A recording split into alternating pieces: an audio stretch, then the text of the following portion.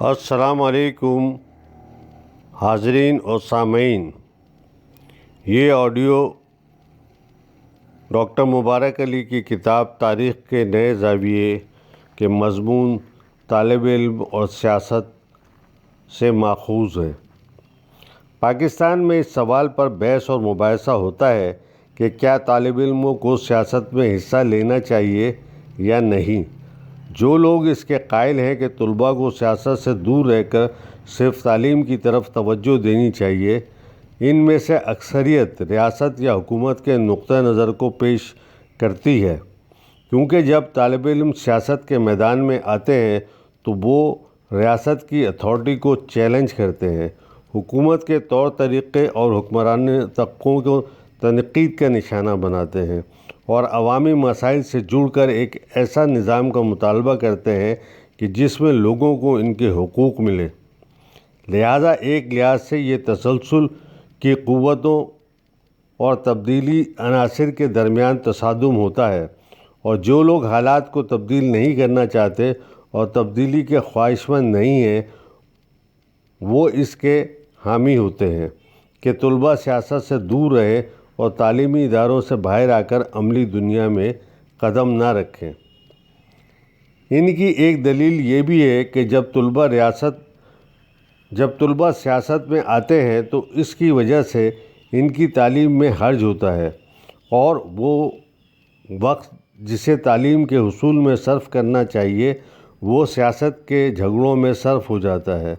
اس کا مطلب یہ ہوا کہ تعلیم کا مقصد علم کی جستجو اور تلاش نہیں بلکہ محض کیریئر پر بنانا ہے، اور تعلیم مکمل کرنے کے بعد اچھی ملازمت کا حصول ہونا چاہیے۔ خاص طور سے متوسط طبقے کے افراد اور خاندان یہ توقع رکھتے ہیں کہ ان کے بچے جلدی سے تعلیم مکمل کر کے خاندان کی کفالت میں مدد کریں۔ اس کے برعکس جو اس پر یقین رکھتے ہیں کہ طلباء کو سیاست میں حصہ لینا چاہیے، ان کی دلیل یہ ہوتی ہے کہ طلباء بھی سماج کے دوسرے طبقوں کی طرح ایک اہم طبقہ ہے۔ یہ نوجوانوں پر مشتمل ہوتا ہے کہ جس میں توانائی اور جذبات ہوتے ہیں۔ تعلیمی اداروں میں یہ نئے خیالات و افکار سے متاثر ہوتے ہیں، اور ان میں یہ ذوق و شوق شدت سے پیدا ہوتا ہے کہ اپنی دنیا کو بدلنا چاہیے۔ جب انہیں حقیقی طور پر تضادات نظر آتے ہیں تو یہ جذبہ اور شدت سے ابھرتا ہے۔ اس لیے سیاست انہیں وہ میدان نظر آتا ہے کہ جہاں وہ اپنے خیالات و افکار اور نظریات کو عملی جامہ پہنا سکتے ہیں۔ یہ انہیں ایسی سیاسی تحریکوں میں لے جاتا ہے جو تبدیلی کے لیے جدوجہد کر رہی ہوتی ہیں۔ اس جذبے کے تحت وہ کالونیل دور میں قومی جدوجہد کا حصہ بنے اور اپنی توانائیاں اس میں استعمال کی۔ آزادی کے بعد انہوں نے خود کو عوام سے جوڑ کر سماج کو بدلنے میں حصہ لیا۔ اس لیے دلیل یہ دی جاتی ہے کہ تعلیم کا مقصد صرف کتابوں کی پڑھائی تک محدود نہیں ہے۔ تعلیم کا حصول اس کے آگے بڑھ کر مشاہدات اور تجربات تک آ جاتا ہے۔ اس لیے کتابیں جو طالب علموں کو ایک محدود دائرے میں رکھتی ہیں، عملی سیاست انہیں حقیقی دنیا میں لاتی ہے، اور یہاں وہ سیکھتے ہیں کہ زندگی کیا ہے، اس کے مسائل کیا ہیں اور ان چیلنجوں کا مقابلہ کیسے کرنا چاہیے۔ سیاست طالب علموں اور لوگوں کو آپس میں ملاتی ہے، ان کے درمیان جو دوری ہوتی ہے اسے ختم کرتی ہے۔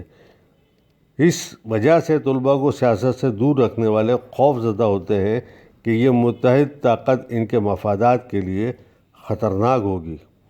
برصغیر ہندوستان میں جب طلباء میں نظریاتی سیاست کا آغاز ہوا تو ابتدا میں نیشنلزم کا جذبہ تھا کہ جس نے طلباء میں ہیجان اور حرکت پیدا کی، اور انہوں نے کالونیلزم کے خلاف ملک کی آزادی کی جدوجہد میں حصہ لیا۔ جب سیاست کا پھیلاؤ ہوا تو 1920 کی دہائی سے ان میں فرقہ واریت کے جذبات آئے اور سیاست میں ہندو مسلم تنازعات میں بڑھ گئی۔ لیکن 1917 روس کے انقلاب کے بعد اشتراکی خیالات بھی جڑ پکڑ رہے تھے، اس لیے طلباء تحریک کو دائیں اور بائیں بازو میں تقسیم کر دیا۔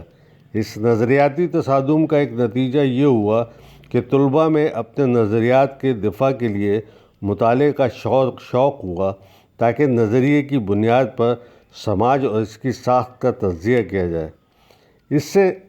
اس عمل نے طلباء کو ذہنی طور پر پختہ بنایا، اور جب وہ تعلیم مکمل کر کے عملی زندگی میں آئے تو سیاسی جماعتوں کی رہنمائی انہوں نے ہی کی۔ اس نے اس تسلسل کو قائم رکھا جو انہوں نے نوجوانی میں شروع کیا تھا۔